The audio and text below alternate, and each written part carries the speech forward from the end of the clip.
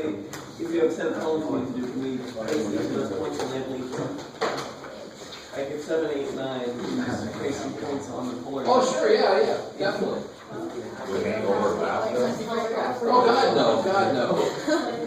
So the book, when it graphs just a point, they actually sort of try to estimate what the angle is, and they estimate that's cool. So get a polar graph, and you can do 15 different problems if each problem is just plotting a freaking point. Remember back when you learned plotting points in rectangular coordinate system?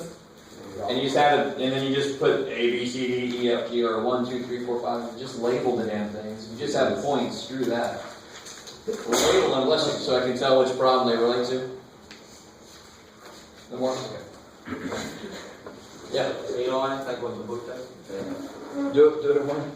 You don't want to like what the book does, where you like estimate the angle and then like draw. No, yeah, there's no point to that. That's crazy. Just draw one. And then Yeah, get print out polar graph paper like I gave you guys. You can find it better, whatever kind of version you want. There's a million different versions out there you can print out. And then use one big one for 15 problems or whatever, that's fine. No, don't. When you go to plot the graphs like we started doing the other day, do one. Don't try to do multiple graphs. Don't take that too extreme. Okay. Any other questions? Yeah. Could you explain how symmetry works with the... Oh yeah, so the symmetry thing, where they... So as you're doing the homework, they're going to talk about checking for symmetry. And I think it's on the bottom. Here we go. Page 550. And I don't know if you guys remember, how do you check for even and odd symmetry? Who remembers? It's not that long ago. Even and odd symmetry. That's if it's, that tells you if it has an inverse. Or that tells you it's a function and the horizontal would be for an inverse. What's... Do you find a negative function? Yeah, to test if this is even or odd, or neither, you do f of negative x. If that's the same thing as f, that's like a parabola. Plugging in 2 is the same as plugging in negative 2. So that's got even symmetry because a parabola has an even power. Ooh, that's a really good way to remember it. And if f of negative x is negative f of x, that's odd symmetry. Alright. Now that's not part of a new discussion because that's old shit. We've done that several times. We talked about sine and cosine. Same kind of way. Now, with r and theta, we can do the same discussion, but there's different symmetries for r and theta. So they give you 3 of them here on page 550. If you put, if you replace theta with negative theta, and it stays the same,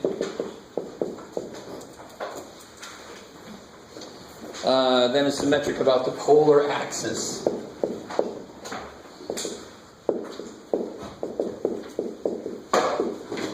And what the hell does that mean? Well, let's think about it. If r of theta is 2 and r of negative theta is 2, then that means that, let's be more specific. If r of 30 degrees is 2 and r of negative 30 degrees is 2, what does that mean visually? So like I would look at 30 degrees and I would go out 2, and I'd look at negative 30 degrees and I would go out 2. Then the symmetry is like that. Right? Cool. So that then you can kind of infer that the polar axis is actually what we used to call the x-axis. Oh, we don't. I don't know if they go that far. Yeah, they give little pictures underneath. Beautiful. Remarkably even better than mine. If it's unchanged by replacing r with negative r. So if I had r squared equals sine 2 theta. If I replace r with negative r, does anything change? Because what's negative r squared? R squared, so that would stay the same. So if you replace r with negative r and it remains unchanged, it's symmetric through the pole. Which is sort of like... Stay with me. And again, this is nothing major. This is why I left it for you to read and then ask questions about later. Odd symmetry, do you remember what that was called? This is symmetric about the y-axis, but this is weird. This is symmetric through the origin. So if I have a point there and I go through the origin, it's over there also. So that's the same thing as what this one is. This is the second type. This is symmetry. Symmetry? This is symmetry through the pole. And the pole is 0. So that's just like odd symmetry. Just like if the point's there, it's going to be also there, through the origin. That's what we call the pole in polar coordinates. It's sort of like we're looking at the Earth from above. That's the pole. It's the North Pole we're looking at. And then we're going down from there. One way to think about it. And then the third type's kind of weird. You replace theta by pi minus theta. It's basically symmetric to the to the y-axis then. Yes? When would that, work? So I don't understand. It's one extra step you can use when graphing, because if you know it's symmetric, if you know it's got the third kind of symmetry, which is symmetry to the y-axis, then you only have to graph, if you get this graph on that side, then it's going to be that way on the other side. Right? It's supposed to be. It's got a little malformation there. Right. A little tumor.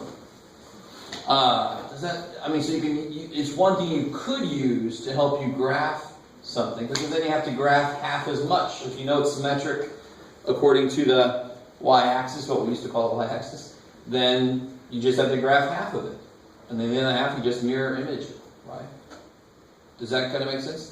So do you have to apply it if they don't ask you to? No, you don't have to, but it's something that's there. There are a couple questions, I think, in the homework that directly refer to checking to see what kind of symmetry something has. I just wanted you to be aware that symmetry still can be discovered in polar, just like it could be with odd and even in rectangular.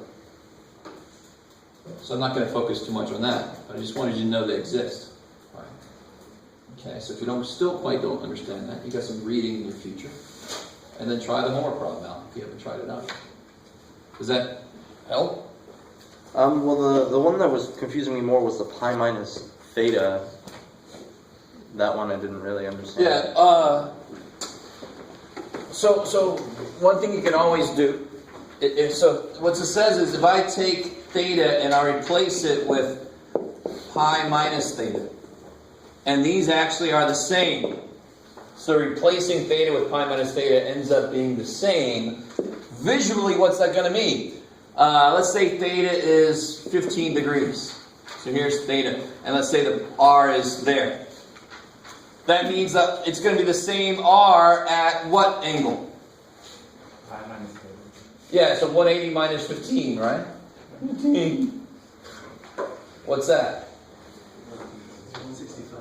Alright, and all that really matters is the reference angle here would be 15.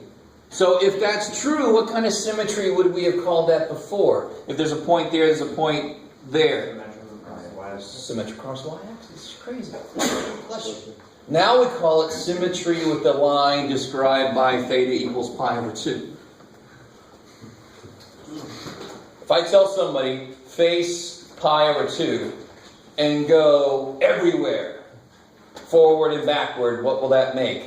It will make a line going up and down, which is what we used to call the y-axis. I love it. So that's just y-axis symmetry. So when you do this, you're just testing y-axis symmetry. Nothing wrong with saying that to yourself, because you're not really wrong. It's just the y-axis has a different name now in polar. Because in polar, is there y? No! So you can't call it the y-axis anymore. You can call it the theta equal pi over 2 axis. It's a little less satisfying. That's too damn bad. So that kind of symmetry is basically when both points are the same distance away from the pi over 2 axis? Yes, cool. I love it. So what has that in rectangular is like a parabola. There's a point there, there's a point equidistant on the other side. We would call that even symmetry. In polar, we call that kind of thing symmetry with the pi over 2 axis. It's not really, again, not a very satisfactory name for it, but that's too bad for us. We can come up with a better name if you want to. The half a pi symmetry. Right? I just had a question. I guess the problem with x squared minus y squared equals 7, and then comes out with like 7 and secant something. So that was from one line? One line? Yes. Which section was it from? 8-1. 8-1, okay. And it said x squared minus y squared equals 7? And you're supposed to convert it to polar? Okay. And it comes out with who? Secant or cosecant, something freaky. Something freaky, okay. So there was one like this in the book problem. It had a 1 there. But we'll do this because it's the same thing. Here's something we could do in general. We know what x squared plus y squared is. What's that? That's great. That's awesome. So when it's x squared minus y squared, you're like, oh, come on. But the same thing happens every time. So what can I do here? What's x squared? R cosecant. R squared cosine theta squared minus R squared sine. what's 7? 7. I love it. I can do what with this?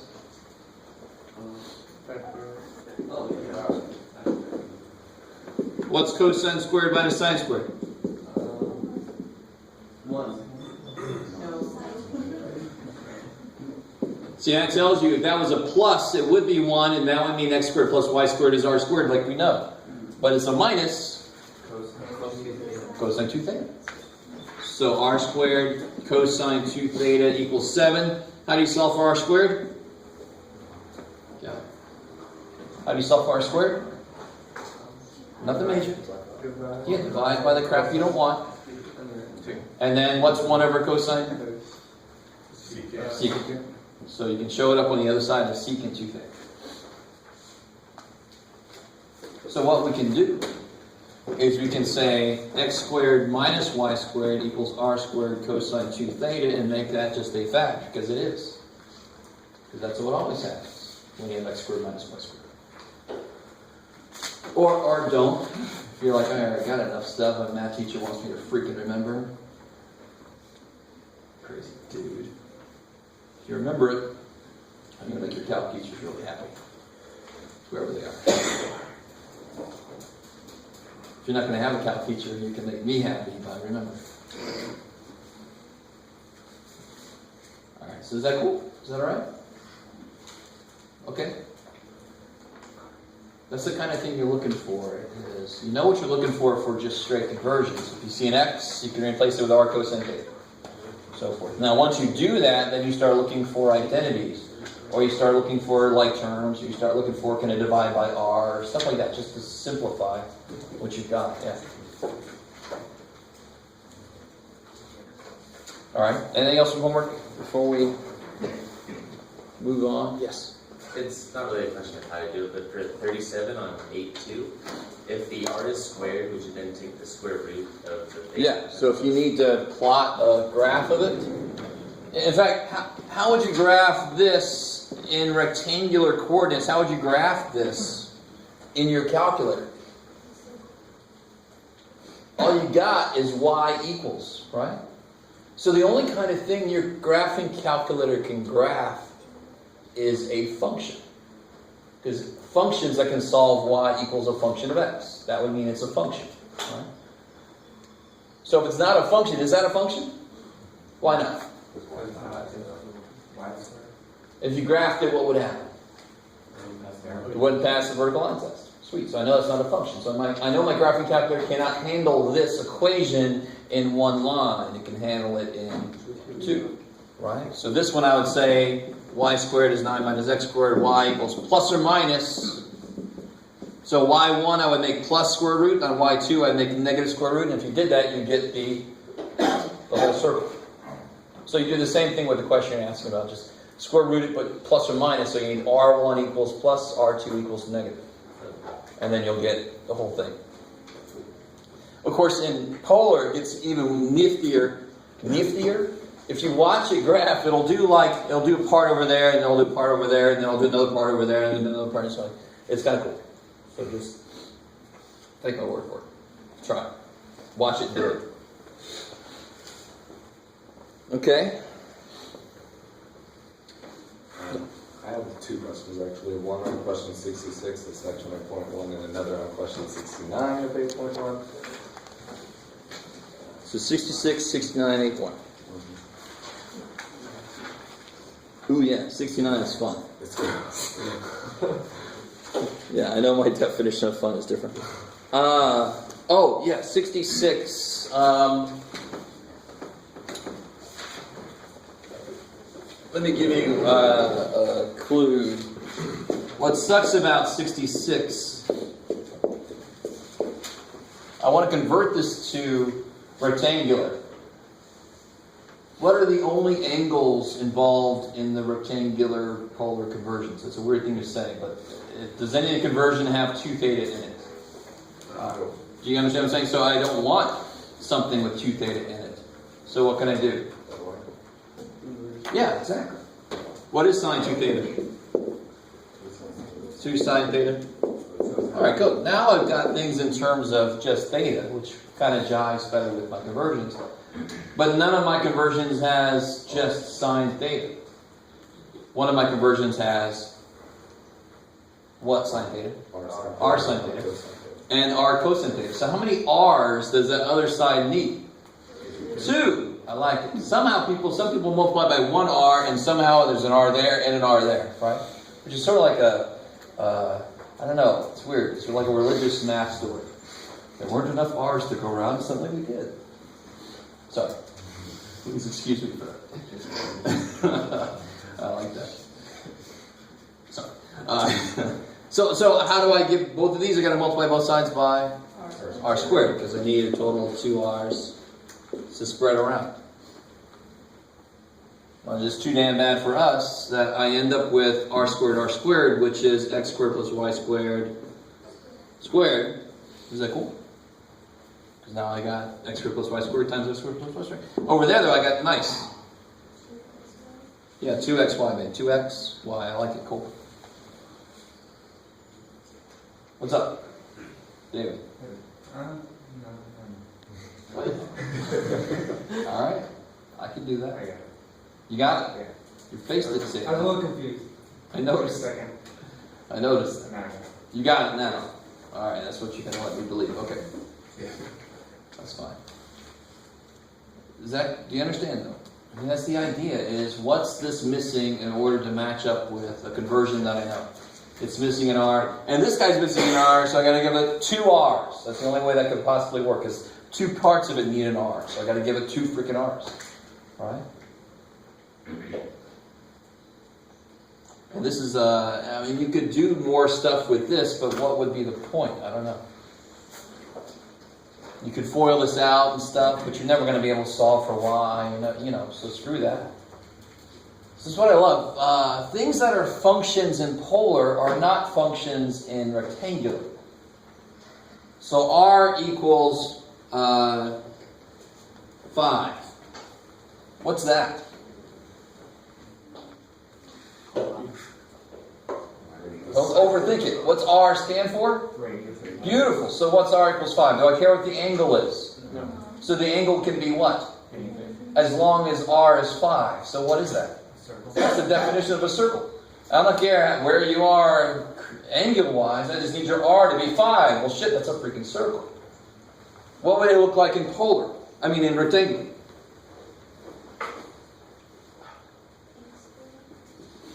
Y squared equals 25 kick ass, right? You have to square both sides to get R squared, right? Is that a function in rectangular? No. Is that a function in polar? Yes. Crazy. So thankfully we can't really spend a lot of time teasing out the full definition of function in polar. It's the same kind of idea. If I can solve for R fully, then it is a function in polar coordinates. That's sort of the quick definition. Alright, so enough of that.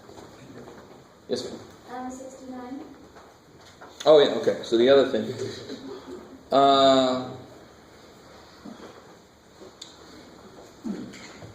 So what you want to do, just to get you started on this problem, is just give yourself, we kind of create sort of a little polar graph.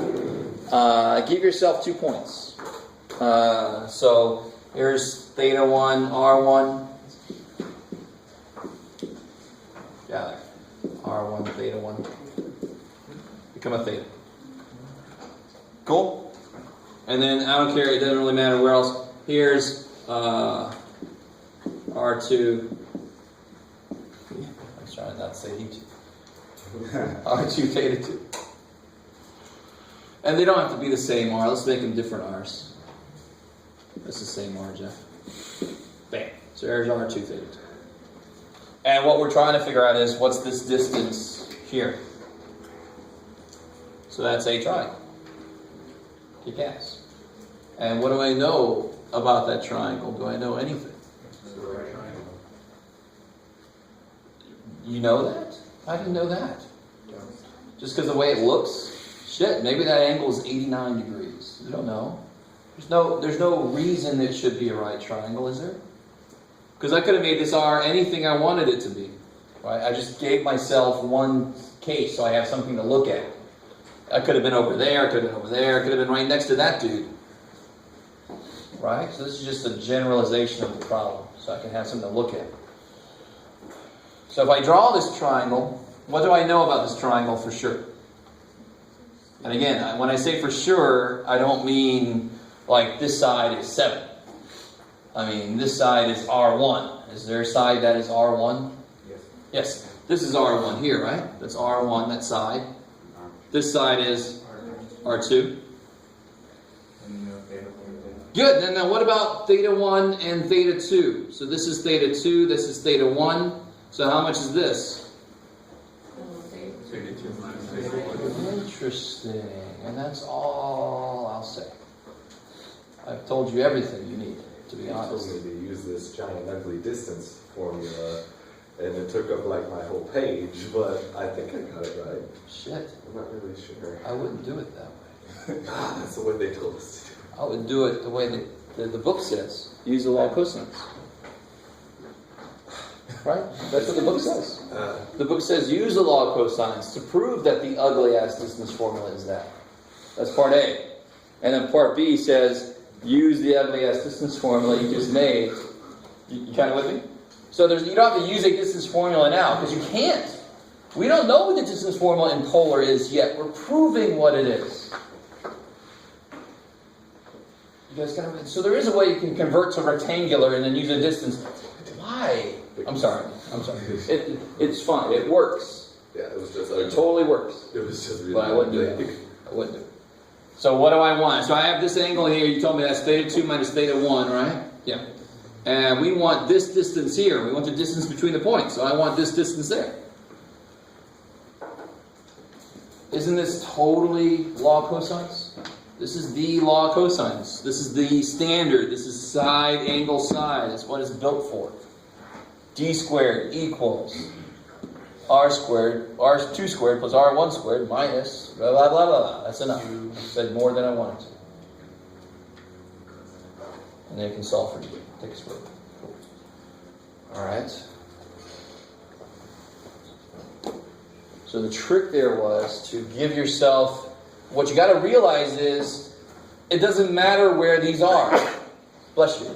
Since it doesn't matter where these are, you can pick a place for them. Students sometimes feel like they're cheating then. But we're trying to prove something that's true no matter where they are. So no matter where you pick them to be, it's got to work. It's awesome. So I picked it to be there and there, and it gave me something to look at. And then when I filled in the distance, I'm like, oh shit, there's a triangle I didn't know a lot of shit about. And that's why they said use law of cosines. They're actually giving you a huge hint. If I wrote the problem, I wouldn't even say that. And then it opened the door to horrible things. But if you realize that's just the law of cosines, that's all you got to do. What is R2 in general? What is R2? It's like what? It's like 3. I love it. Kick ass. That's 3, and that's 7, and that's 45 degrees or whatever, and then law of cosines. Solve the triangle. You don't have to solve the triangle. You just got one side. All right, Jeff. Let it go. Anything else from homework? Has anybody actually tried any? I think a few of you guys have. Graphing polar plots and stuff. Points, okay. Yeah, so you got to get into A2 and try some of these out. And there's nothing, we're at like the base level. So the less comfortable you are, the more points you want to give yourself to plot. That's the bottom line. So if you're like, I'm not sure what this is doing, give yourself more points to plot. I mean, it's just like when you first learned to graph lines. You made a big ass table of values and you graphed it. And eventually the teacher went, we don't need all those freaking points. Here's slope and intercept. Don't I go think of. So if we had time, we would go into, well, is there an easier way to do some of this polar stuff? Well, there's the symmetry stuff, and there's some other stuff that we just don't have time to get into. Yeah? Do we need a label like every point? When you plot the points, if you have more than one point, do you mean when you plot a graph? Like r equals cosine 2 theta? Like circles, but then you just plot like each. No. Yeah, so you just got to show me the work. Show me if you make a table, show me the table. You don't have to label each point like 2 comma whatever. Yeah. You only label the points if it's only points you're plotting, right? Right. Like in section 8.1. Section 8.2, don't label each point on your graph because then it'll be like impossible to look at. Yeah. Cool.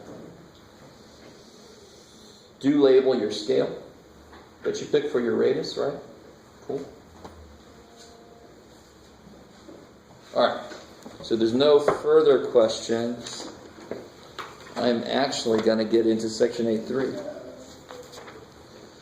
And the more of you that do anything from 8.2, the more we'll go back and look at some of that. I'll wait for more of you to get into 8.2 and try it.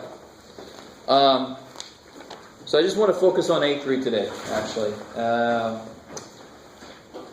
And you remember have I worn that shirt? I'm sure I did. I think I talked about it. E to the I pi plus 1 equals 0. Do you remember that shirt?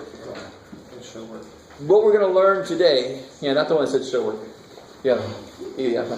What we're going to show today is part of what you need to prove that equation. The other part of what you need lives in calculus 2.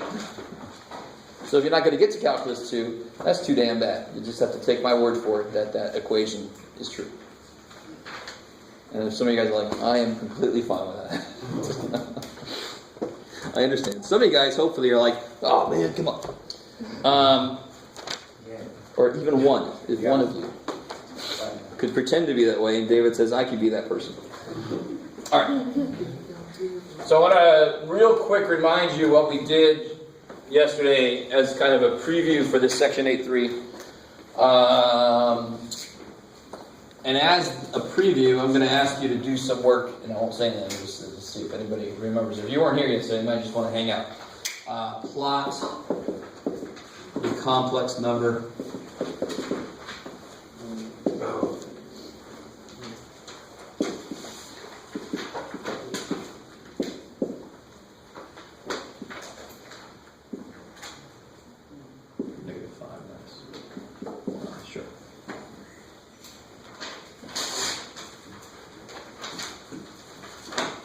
If you weren't here yesterday, I'm like, okay.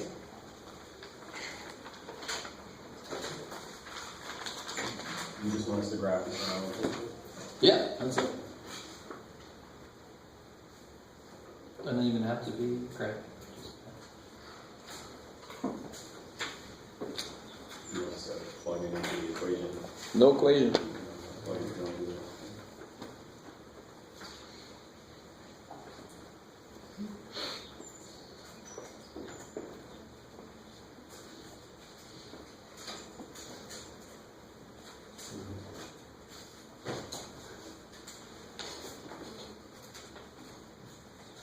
Alright, so this is a you get it or you don't situation.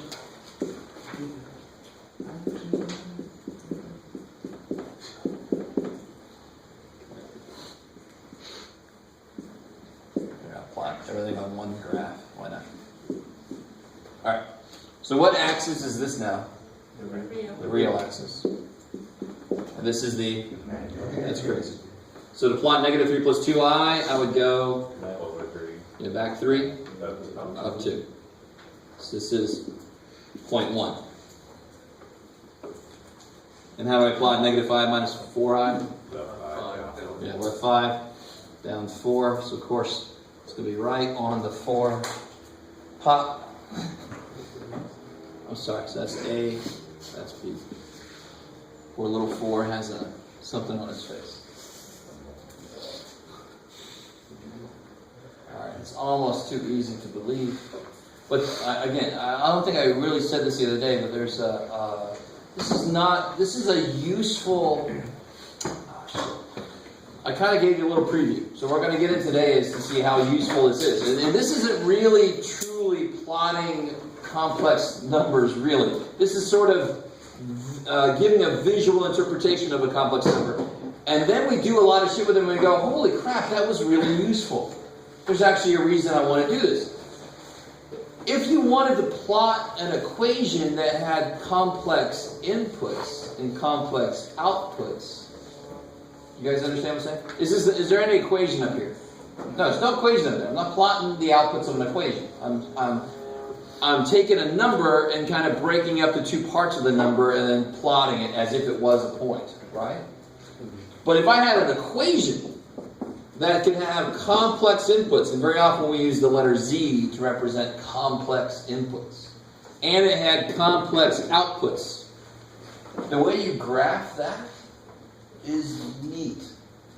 You actually, the color of a region would represent how complex the answer is. So if it was black, it's very complex. If it's white, it's all real. If it's in between, if it's purple, it's not as complex. So you should, and that's what a lot of fractals are. I think everybody maybe heard fractal. You ever heard the word fractal? All right, very often you have, or you just like, I have not. But if you Google fractal art, it gets really nifty, right? If you look at my webpage, there's a fractal on it.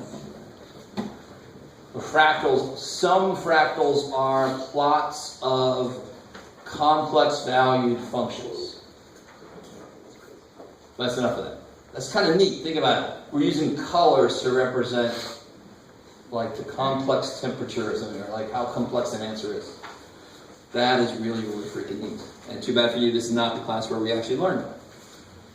We do this kind of thing. But this is kind of neat too. This is reorganizing, reinterpreting what something means to try to get some more out of it. Yeah. Are the colors universal? Is it like everyone uses the same colors for the same thing? Yes. Yes, they almost have to be, or else we couldn't talk to each other, right? Yeah, look what I got. Well, I got green and you got red. It would be impossible. So it's a paint by number where everybody agrees on what number means what. Yeah. All right. So, before I leave this too much, can anybody tell me what this is? This distance. Be a little more specific. What is that distance? Say it more loud. R squared. What's the x piece? -3. -3. What's the y piece? 2. 2. I, what's I? That's the units on this, right? This is I, 2I, 3I, right? You kind of with me? So, x is -3, y is 2. So what's r? Square root of x squared plus y squared. So r would be the square root of 9 plus 4 squared root of 13. Kick ass. Is that cool? So there's an overlap of ideas. If we take a complex number and pretend like the real part is x and the y coefficient is y, like the real part, we say the real part is x and the complex coefficient is y. You with me? That makes it into a point. The minute we make a rectangular coordinate system based point out of it, we can start doing everything we've ever done with that before. And one thing we recently did was we changed it into polar form. So that's the last thing we did yesterday. Was we converted a complex number that's been plotted, we put it into polar form. We did. I'm pretty sure we did, yes. Yeah, we did. Look at that. Look at people trying to suck up to me. Or maybe we did. I can't remember. So if z equals a plus bi, that's a complex number. Z represents complex number. Z is a plus bi. What is a in general in the picture? So if I have this complex number, a is the real part, right? And r is this distance. So, and this would be what? Theta. That's craziness. So A is this. So A is equal to what in terms of the other pieces? R cosine. Yeah, A would be r cosine theta. And what would B be? R sine theta. I R sine. It doesn't really matter as long as you know. But here's what we do immediately. We say Z is R times cosine theta plus I sine theta. That's huge. That is major. That is the polar form of a complex number. Let me write that down. This is the polar form of a complex number. And I don't know if I can really get you guys to understand this. This is nothing like, this is different from other things, because this is just us playing around with the representation of a number. It doesn't really mean that this exists somewhere or something. This is just us saying, what if we did that? What if we pretended like it was a point? What else could we do with it? And then some people are like, what are you doing? That's bullshit. And then if we get a little bit further, like we will today, we'll go, holy shit, I desperately need what you just did. Because remember what I said, what we're going to do today is we're going to actually come up with a way to solve this. Can you solve this without using your calculator? No. Not yet. We'll be able to do that today.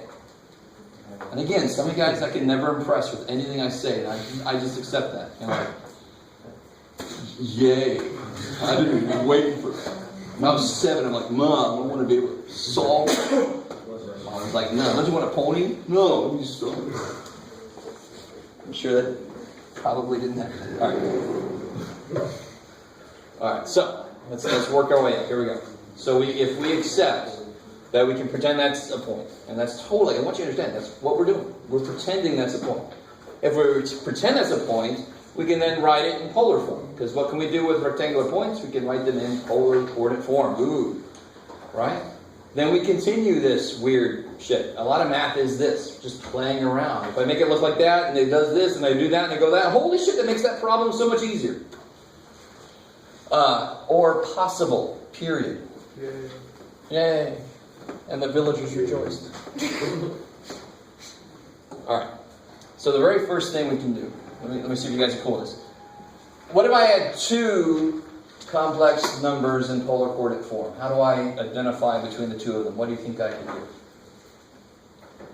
I can call the first one Z1. That's crazy, huh? Alright. So if I give us 2 polar form complex numbers. So Z1 would be what? Keep going with the idea. R1 times cosine theta 1. That's insane. Plus I sine theta 1. Ain't none of you going to guess what Z2 is. So I just put it in there. It's just way too hard to figure out. Alright. Now, what I want you to do, and I don't care how little you think you can do it, because it's easy. What's Z1 times Z2? Do it. Just do it. Don't overthink it. I have binomial times a binomial, basically, with some numbers on the outside.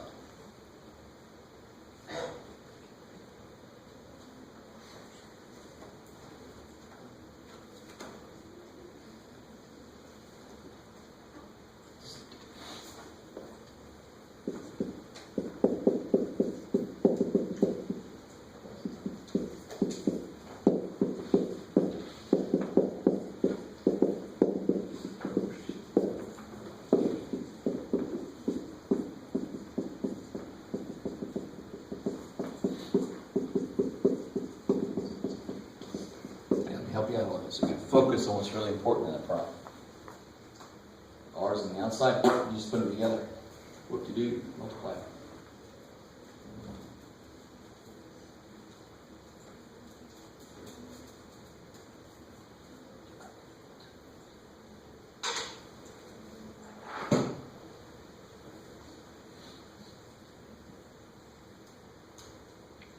So I know some of you guys are making more of that. It's just foil the damn thing, right? I don't care what I put inside the parentheses. If you have to foil it, you go, oh, thank God. Just put them together. So what do you guys get here? Let's see. you overthinking it? I think you're overthinking it. Cosine square. Yep. No. Are these the same? No, so you can't put them together like that. So what is it? What's cosine theta 1 times cosine theta 2? Cosine theta 1 times cosine theta 2? Plus cosine theta 1. Yeah, so plus you'll get, let's see if you guys are cool with this. Let's do the first and the last first. What's I sine theta 1 times I sine theta 2? What's I times I? Minus 1. Right? So that'll be sine theta 1, sine theta 2. Are you guys with me? Alright. So then I'll get stuff that has, everything has an I in it now in the middle term, right? So let me see if you guys are cool with this. I'm just going to put the I's everywhere. So let me just put the I in the front of it. Is that cool? You got to like take an I out. So I get sine theta 1, cosine theta 2, right? Yes. Plus, Cosine theta. yeah, sine theta 2, cosine theta 1. Does anything look at all familiar in there? Several things should. What's cosine theta 1, cosine theta? What's cosine minus sine? Cosine squared minus sine squared. They're not the same angle, so you can't make a cosine squared. Cosine theta plus. Yes, cosine theta 1 plus theta 2, right? This would be cosine. This is cosine of theta 1 plus theta 2. That is the sum formula for cosine. Everybody's the asshole? Me first. You have a plus, I have a minus. Nah. So what's the thing? Plus I times what? Sine theta 1. Sine theta 1 plus theta 2, right? Sine's a nice dude. We take terms. You got a plus, I got a plus.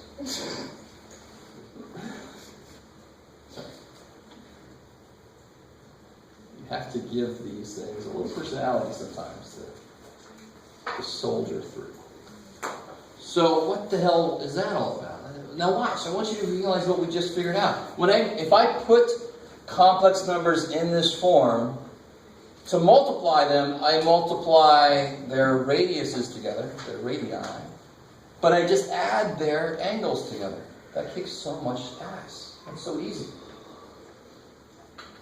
By itself, that's still not good enough. It's still a little bit lame.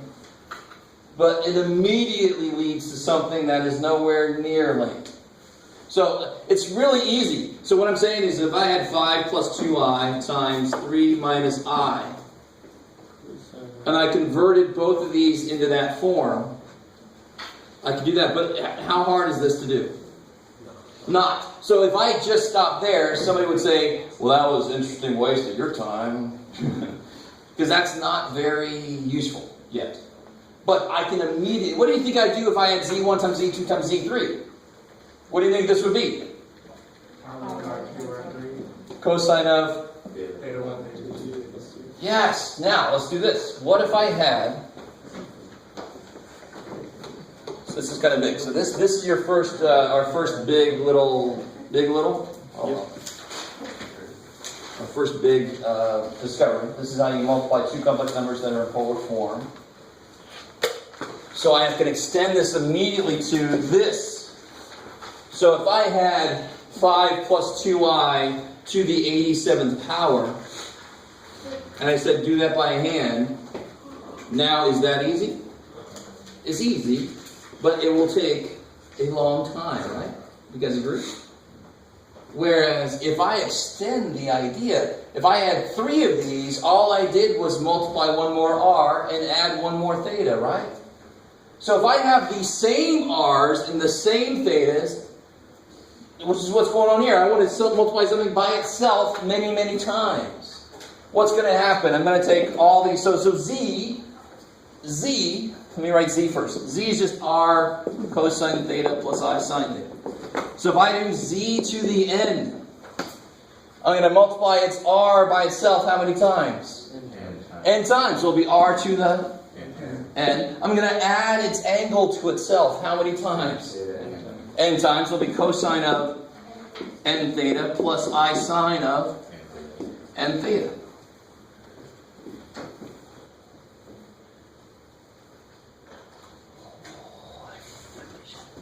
So what I want you to do, I'm not going to make you do something to the 87th power, don't worry.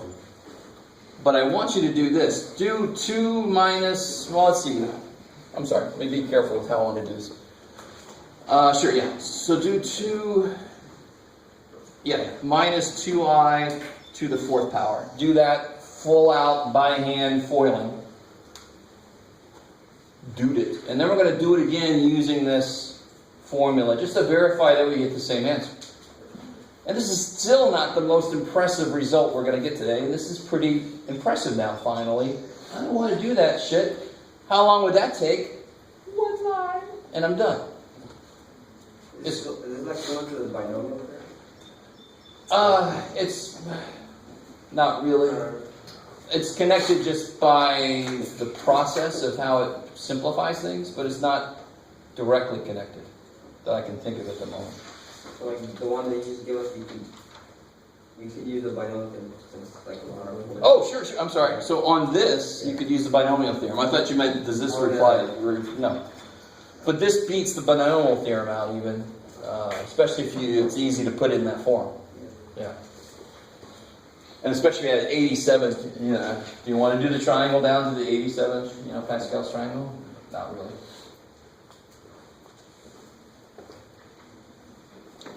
Alright, so I know this is exciting.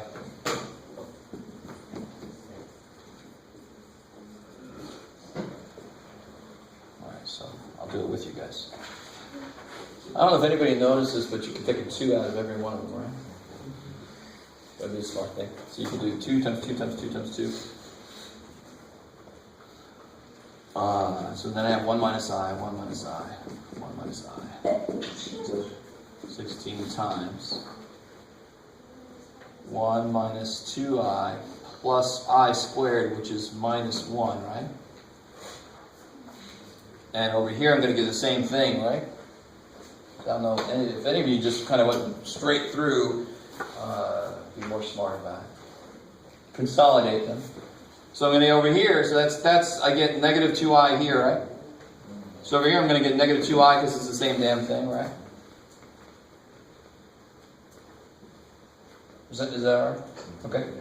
So then I get, at the end, I get 16 times 4, 64, I squared, which is negative 64. So we just figured out that 2 minus 2i to the 4th equals negative 64. I don't know if anybody's discovered that there's a complex number mode on your calculator. You could just plug in. Some of you guys are like, yeah, I was hoping you didn't know that. But yeah, so if you put this in your calculator just like this, to the 4th power, it will give you negative 64. There's an I variable. I think it's toward the bottom of the calculator. I can't remember where the hell it is. So, we're going to do that same exact problem. We're going to do it using that form.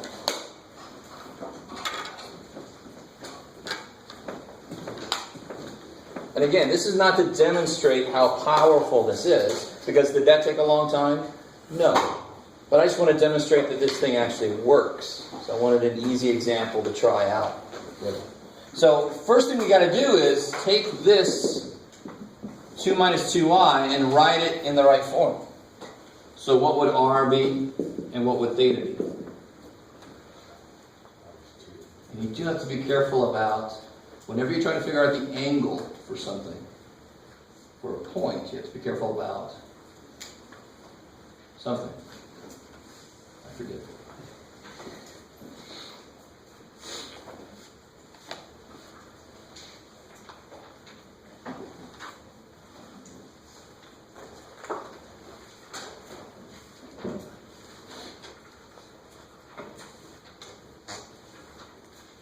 So let me catch up, because I want us to do this sort of together. But how do you get r? Yeah, 2 squared plus 2 squared. 8, which is 2 rad 2, right? Is that cool? Theta, now watch. Some of you guys overthink theta, which I don't blame you. Yeah, it's an inverse tangent, but be even smarter about it. Where would this be? It would be 2, negative 2. It'd be there, right? Well, what angle is this? Negative pi over 4, right?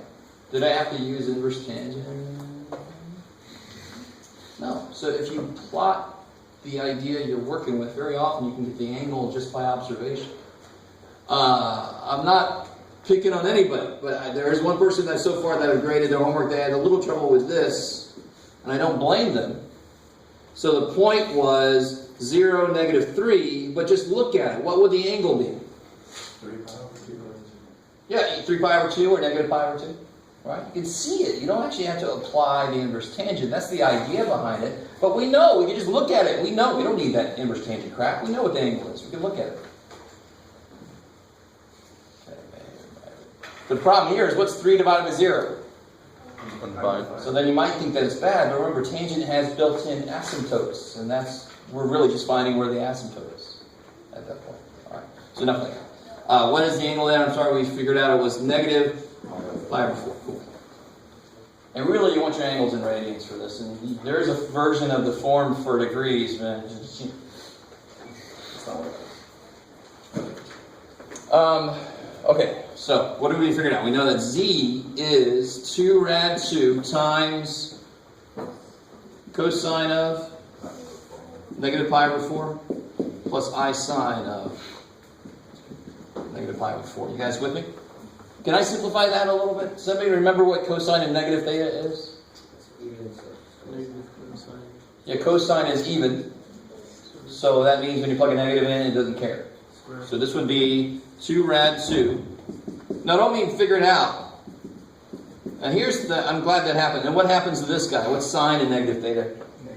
Negative sine of theta. So I can kind of simplify it a little bit there. Now watch. If you did tell me cosine of pi over 4 was rad 2 over 2, and you actually multiply this out, guess what you get? You get that.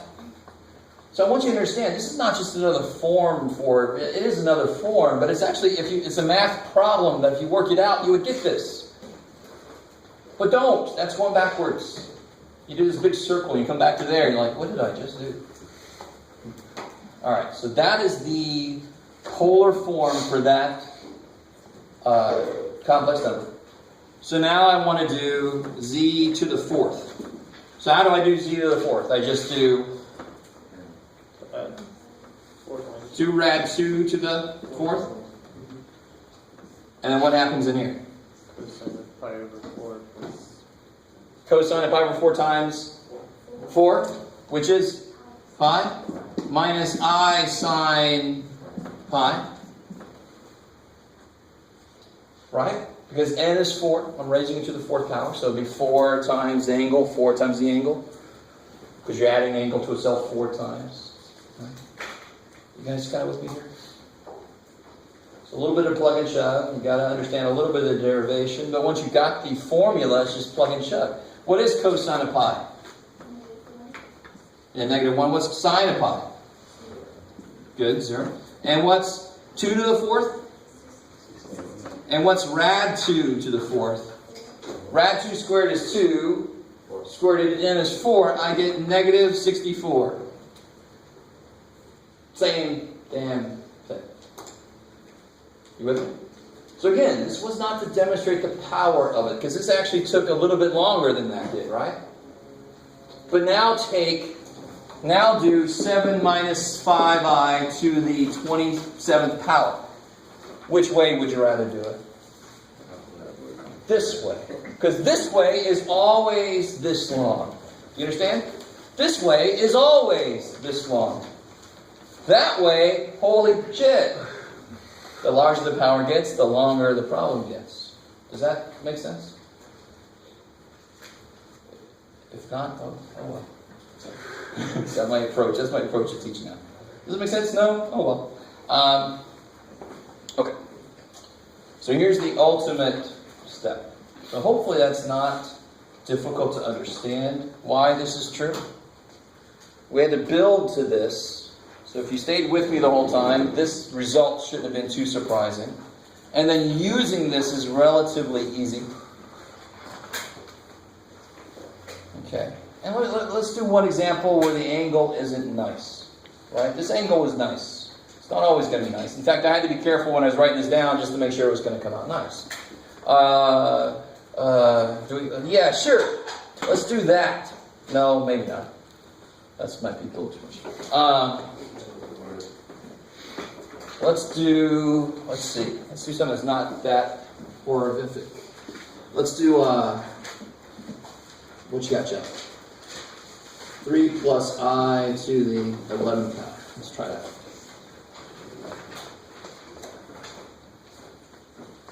Because this angle is not going to be nice. It's not going to be something we know. But I am being nice in a couple of ways. What quadrant is that in? First quadrant. So I know I'm over here. So how do I find that angle? Well, first off, what's r? Square root of 10. Alright, so 9 plus 1, 3 squared plus 1 squared. Right, r is always the square root of the squares of the coefficients, right? Okay. And what's the angle going to be? Now it's not something I know, is it? Now I want to bring in what? I have to use what? Inverse tangent. I can't just look at it and tell. I'm like, help me inverse tangent. You're my only hope. So the back is a very subtle theme to that. And how would I set it up inside? What acts as the y piece? Yeah, the complex part. So that, and remember, tangent's y over x. So the y piece must go on top. So it's inverse tangent of 1/3. Now, if you put that in your calculator, what do you get? Radians, remember? Radians. And it doesn't stop, right? And it don't stop. So we don't want to use that yet. You never want to write a decimal that doesn't stop. You can't do that in your problem. So I'm just gonna keep this. This is theta. That's theta. At the end, I'm gonna plug the whole damn thing in, so that there's no rounding errors. Does that sign kind of make sense? So the angle comes out ugly. You don't even look at it. You just look at where the ugliness came from, which is the inverse tangent expression. All right. So we know now that this complex number. Well, let me just do this. Z is rad 10. Good.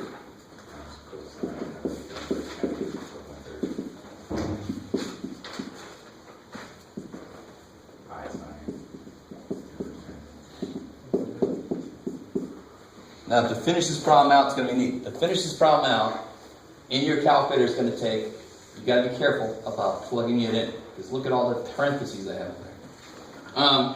So what's z to the 11th? Stay with me. Square root of the 11th. Cosine inverse tangent of 11 total. Yeah, what's the angle? This. What do I do to the angle? I multiply it by 11. So it's 11 times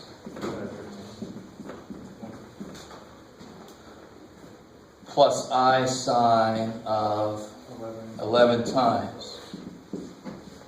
Got it. Alright. Oh boy. Let's see if are you awake? No. Alright, screw it. See if you guys are able to put that in your calculator correctly. Now be careful. Don't worry about this I. You plug this in your calculator and you get the number. You with me? And you plug this in your calculator. This whole thing, right? So I would plug this in your calculator, get the number. Plug this in your calculator, get the number. Plug this in your calculator, get the number. You don't have to put the whole thing in there at one time. That's not what you have to do.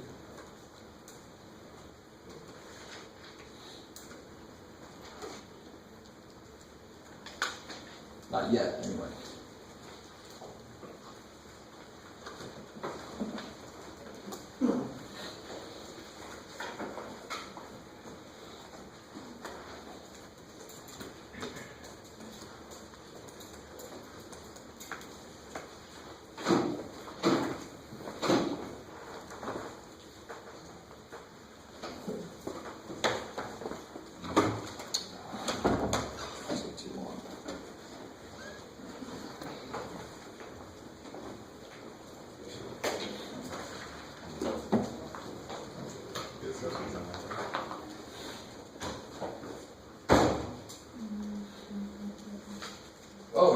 thing in there.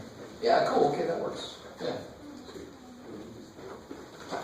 I was gonna tell you to do that second. Because here's the polar form. So you guys don't want to do this, aren't you? So if you do this piece by piece, you'll get the polar form of the answer. But what I really normally want, since I started not in polar form, is I want what the answer actually is. So now you could do this times this to get the real part, right? And then this times that to get the imaginary part, and it actually comes out to be, it has to, let me see if you guys understand. If I did multiply this out 11 times, will I get any decimals in there? Think about it for a second. No, why not? Because 3 plus I times 3 plus I is going to have a 9 in there and stuff. And they're all integers. Every time I do it, I'm going to get integers and integers and integers and integers. So at the end, I better end up with integers. Right? So actually, when you multiply this times this, if you just put that times that in your calculator, you will get a number. Relatively large number, but not crazy large. What'd you get, Tony? Because it looks like that was right. Do you still have it up there? So. The whole thing? Just the first part, the real part. Negative 29,291,552. Negative? Yeah. Alright. Minus 1224645. Like that? Yeah. Now, if some of you know how to, now just plug that in. You guys all see your I variable on your calculator? I gotta remind myself where it is. Yeah, it's right above the dot. Thank you. I was like, what? It's right above the dot is your I variable. So if you actually plug in parenthesis 3 plus I, parenthesis 2 to the 11th power, it should give you that, if we've done it correctly. You have to change the mode in your calculator. Yeah, it's like go to mode, you have to make it to complex. I think it actually still works if you don't do it. It works even if you don't have it. I'm not sure what that mode thing does. You know? Yes, it is. I think it has more to do with graphics somehow. I'm not sure. Oh, A plus B, I see. Yeah. And look, it even has that in there, which you don't understand. So if you change it to that. And now do this. Now do 3 plus to the 11. That's all you need. Alright, sweet. Alright, last thing. I'm just going to show you this and we'll work with it next time. Let me see. This is forward. Sorry. Let's see if you guys are able to get this. The real useful thing. This is still not even, like I said earlier, this is not the most impressive thing.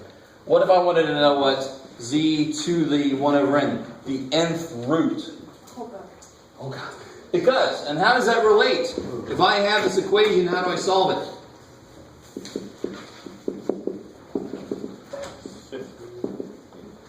Right, which exists because it's an odd root, right? We would think that would be it. But if I develop a way to look at negative 8 as the complex number that it is, it'll actually come out with all 5 answers, which is really, really stupid awesome. So here's how you do it. You ready? Alright. So this really means that, and if, screw it. If I had another complex variable, sometimes we use a letter W for another complex variable, not just Z1, Z2. So this would mean like W to the n is Z. Is that, do you guys with me?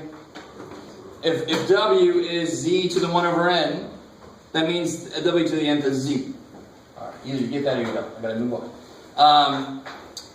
So what I'm going to do is I'm going to think about this backwards. What would W have to be in order for the nth power of it to come out to be Z?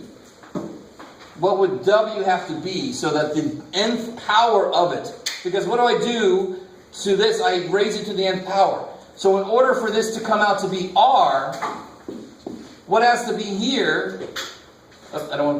If I did raise it to the nth power, I want it to come out to be Z again. Is everybody with me on that? I'm going to try to write what is W so that this is true, then that means I've written what that is. If I can write what W is, I've written what that is. So what would have to be here so that when I raise it to the nth power, it becomes 1? 1 over n. Good. I made too much of that. And what has to be in here so that when I multiply by n times n, it becomes just theta? What has to be in there in the first place? Theta over n. Theta over n. All right. Plus I sine of theta over n. So if I did raise this to the nth power, and I did multiply this by n, what did I get here? I'm sorry, here. So that is W, what is W? Z to the 1 over n. So that is an expression for one of the nth roots of Z. Just one of them. Now here's the trick. Do you remember when you had a solvent equation, there was a 3 theta inside, so at the very end you had to divide by 3? Did anybody, and I made this point once or twice, that we got more answers than before. If it was 3 theta, we got 3 times as many answers. You with me? Alright, so what we're about to do relates to that. Theta, if I replace theta with theta plus 2 pi k, don't I get, doesn't that sound familiar? I get back to the same place over and over and over. So here's the full blown out thing, and then we're done for today.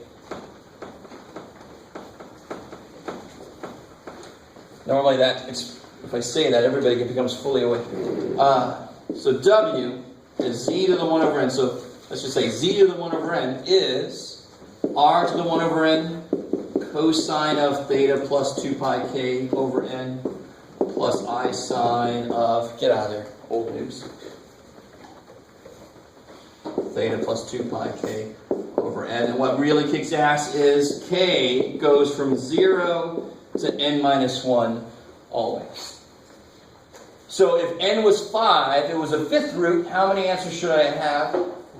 There should be 5 answers. Watch. So there's 1, 2, so there will be n answers. In this case, there will be 5 answers. It will go from 0 up to 4. There will be 5 5th roots of a number, which is awesome. 4 of them will obviously be complex.